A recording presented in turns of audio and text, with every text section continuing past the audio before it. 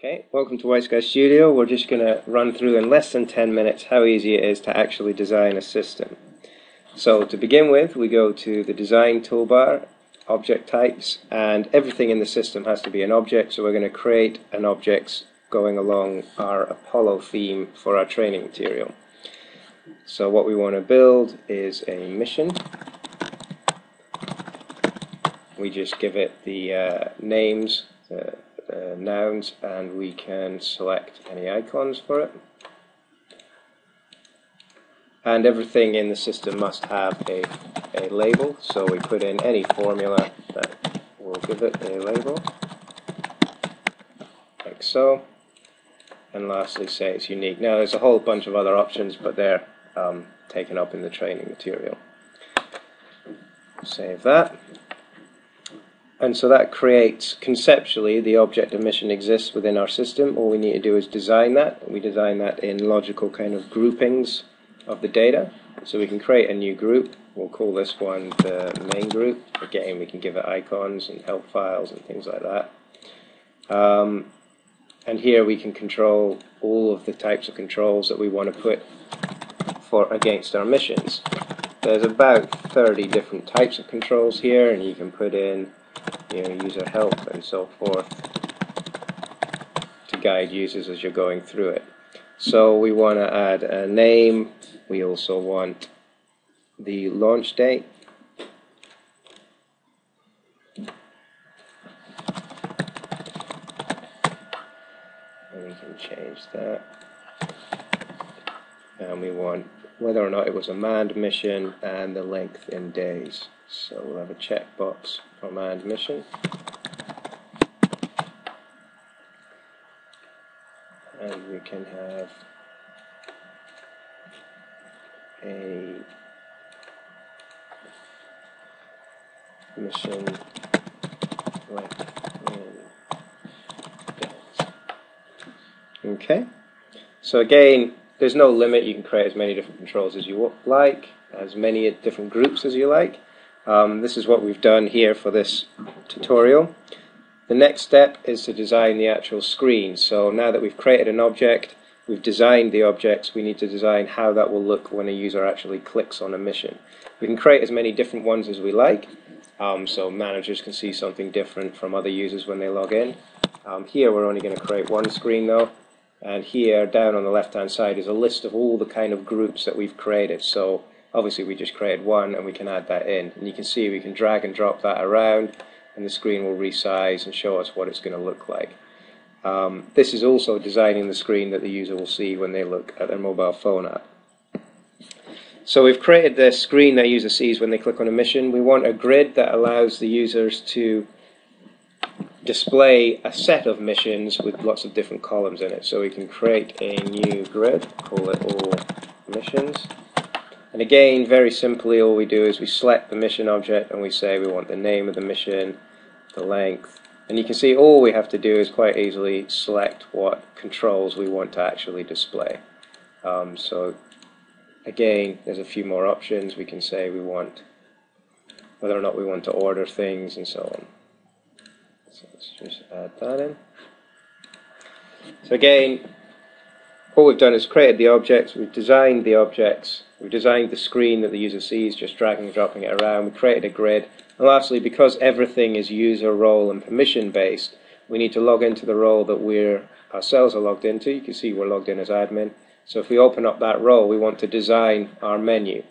So this is our menu up here right now, so we want to add a button which will give us access to all the missions we just created. So here we can select from our drop down list that we would like missions to be a button on our toolbar, and we can save that. And if we reload, you'll see that the missions button will now appear on our toolbar up here. So we've essentially now designed an entire system in the space of a minute, 2 minutes here. And of course there's been no programming, there's been no scripting, no database, no SQL, nothing like that. So we can just simply select all missions here. We've got a grid that we can search, sort, group, filter on, and all the rest, which you've seen in other videos. And we can create new missions and add them in here. Now, instead of actually creating missions individually, what we have here is we've got a set of data. There it is. So this is our data that we want to import into the system.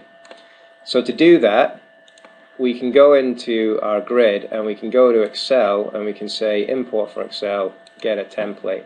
And the system will provide for us a template in Excel, and you can see there's some columns here that right now will cover another material that we don't need to worry about right now, like such as a label or whether or not to import the row. But here is our actual data. This is what we're looking to import: the name, the launch date, manned, and whether or not it's mission length. It imports it by named ranges, so we've got in our actual set of data that we want to import 29 rows of data, so we can just insert the number of rows that we need, and we can see we now have named ranges selecting that data. We can go here, we can copy our data set, we can paste it into here, and we can save this as the data that we want to import into our system.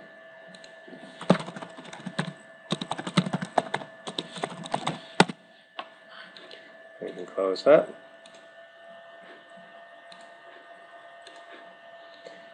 Then we can go into import. Now there's two different options, again they'll be covered, but for now we're going to go into the server import and just select our mission import data.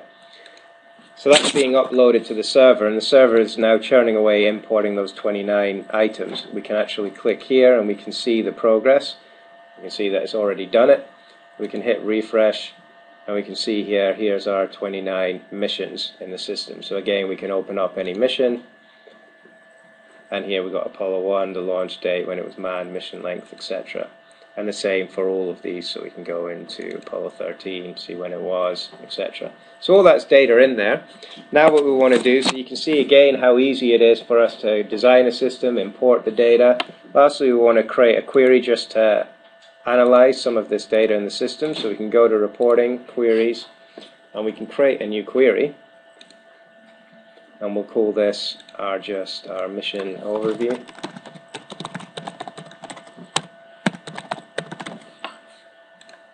Again, there's quite a few options on all this, which is covered in the training material, but for now we can open up our objects that we've created.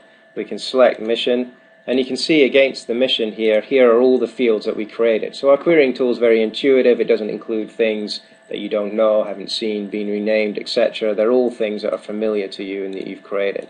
So we'll just add all of our data here.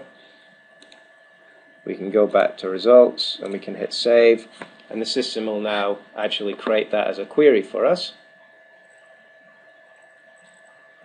and return the results. But of course the grid that it returns the results in is now just the same as any other grid in the system. We can sort, group, filter, search, query, we can edit the results live, all of the rest. Lastly, we can create a grid, or sorry, just a graph to analyze whether or not missions are manned.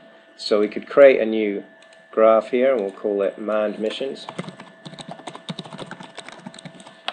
We'll just say we want a donut grouped on whether or not the missions are manned, and we just want the count of every mission. So we can go in, say count, legend, manned, and if we preview that, you'll see the system will rerun the query and actually draw that graph for us. So we can see 16 missions were not manned and 12 were. If we save that,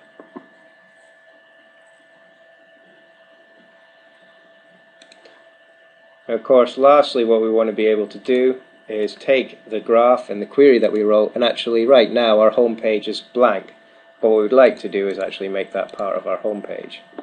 So we can say here we'd like a new layout. We can get rid of that, and we want to add in our query and just call that missions overview, and likewise we want to add in manned missions.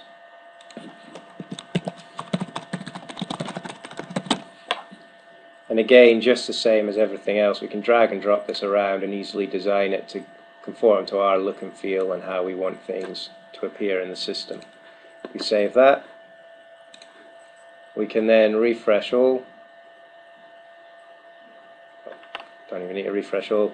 And here we can see this is what our actual home page looks like.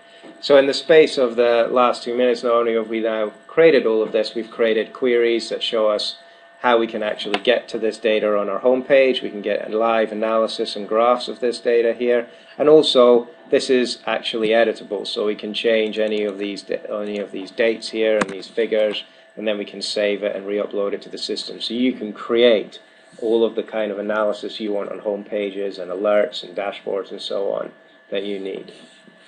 Thank you for viewing Building a Product in 10 Minutes.